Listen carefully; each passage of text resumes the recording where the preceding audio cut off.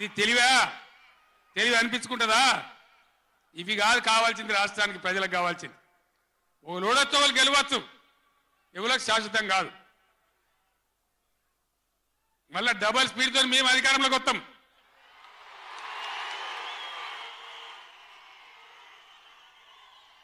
అప్పుడు మేం గిట్లే మాట్లాడన్నా, ఈ పద్ధతి అనుసరించన్నా, మిగిలితారా మీరు నశంలకు కూడా? ఈ అహంకారంతో, దుర్మార్గమైన విధానంతో నదుల నీళ్ళ మీద నీకు అవగాహన లేదు. నన్ను అడగనట్టు నేను చెప్పు కదా, అడిగే సంస్కారం ఉంటుందా, తెలివి ఉంటుందా? అన్నా ఏం దగ్గర ఇట్లా అంటాను, కేఆర్ఎంకి అప్పచెప్పమంటాను, ఏం చేయాలి? ఈ పొన్నాల లక్ష్మయ్య గారు ఉన్నాడు, హరీష్ రావు ఉన్నాడు, నేనున్నా, కడియం సిఆర్ ఉన్నాడు, నీళ్ళ మీద పనిచేసిన వాళ్ళు ఉన్నారు.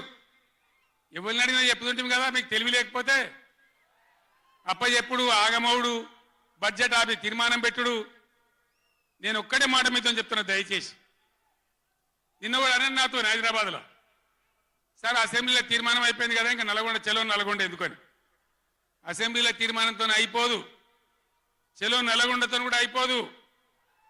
దయచేసి ఎప్పటికప్పుడు కృష్ణా నదిలో బ్రిజేష్ ట్రిబ్యునల్లో మన వాటా తేలే వరకు, న్యాయమైన వాటా తేలే వరకు, మన నీళ్ల హక్కులు మనకు దక్కే వరకు ప్రతి సందర్భంలో ఈ 5 జిల్లాల ప్రజలు, కృష్ణా పరివాహక ప్రాంతంలో ఉన్న 5 జిల్లాల ప్రజలు ఎప్పటికప్పుడు మనం పోరాడడానికి సిద్ధంగా ఉండాలి.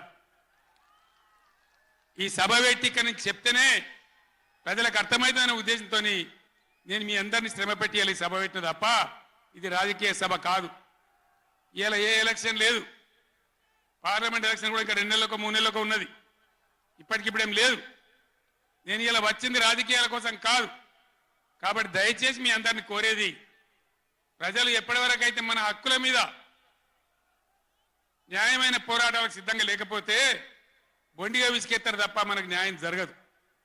అందుకని మీ అందరినీ కూడా ఇలా సభలో ఉన్న వాళ్ళను, టీవీలో నా ఉపన్యాసం వింటున్న వాళ్ళను మీకు దండం పెట్టి నేను చెప్తా ఉన్నా, నేను మీ బిడ్డను. 15 ఏళ్ళు పోరాడి సాగు నోట్ల తలకాయ పెట్టి చివరికి సాగు దాకా పోయి ఈ తెలంగాణ తెచ్చింది నేను. అందుకే నాకు గర్జు ఉంటుంది, ఫికర్ ఉంటుంది, తన్లాట ఉంటుంది, నాశనం కావద్దనే తపన ఉంటుంది. దీన్ని అర్థం చేసుకొని ఎప్పుడు యాక్షన్ కార్యక్రమాలకు పిలిపించినా ప్రభుత్వం యొక్క దమన నీతి నిండగా రేపు చేయాలి, చాలా చేయాల్సి ఉంటుంది. ఇవాళకి ఇట్లా మోపు చేసిన కరెంటు రేపు ఇస్తారా? మార్చిలో, ఏప్రిల్లో, మే నెలలో ఇస్తారా? అసెంబ్లీలోనే జనరేటర్ తెచ్చిపెట్టిండ్రు, అంతపాటు గనులు. ఎన్నోసార్లు నేను చెప్పిన అసెంబ్లీలో మీరు విన్నారు. ఇదే నరేంద్ర మోడీ ప్రభుత్వం మీటర్లు పెట్టాలి, నా తలకాయ పోయినా సరే పెట్టాలని చెప్పిన నేను. 25,000 కోట్ల రూపాయలు ఇయ్యలే మనకి ఇవ్వాల్సినాయి, అయినా పెట్టలే. ఎందుకంటే నా తెలంగాణ రైతులు చెట్టుకోడు గుట్టకోడు అయినరు. హైదరాబాద్ పోయి ఆటో రిక్షాలు నడిపే గతి వచ్చింది. కాబట్టి వీళ్ళు మళ్ళీ ఒక దరికి